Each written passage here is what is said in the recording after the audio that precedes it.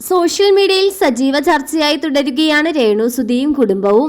Album സോങ്സും short ഫിലിംസുമായി അഭിനയ രംഗത്ത് സജീവമാവുകയാണ് രേണു സുധിക്കെതിരെ ആരോപണങ്ങൾ ഉന്നയിച്ച് സുധിയുടെ മുൻ ഭാര്യ എന്ന് അവകാശപ്പെടുന്ന സ്ത്രീ രേണുവിനെതിരെ എത്തിയിരുന്നു.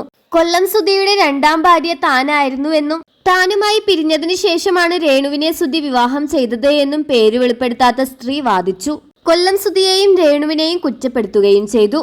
കൊല്ലം സുധി കടുത്ത മദ്യപാനമായിരുന്നുവെന്നും തന്റെ ഭർത്താവായിരുന്ന സമയത്ത് തന്നെ രേണുവുമായി മോശമായ രീതിയിൽ ചാറ്റിംഗ് ഉണ്ടായിരുന്നുവെന്നും ആത്മഹത്യ ചെയ്ത ആദ്യ ഭാര്യയെക്കുറിച്ച് സുധി പറഞ്ഞ കാര്യങ്ങളെല്ലാം പച്ചക്കള്ളമാണെന്നും വാദിച്ചുകൊണ്ടാണ് ഈ സ്ത്രീ എത്തിയത്.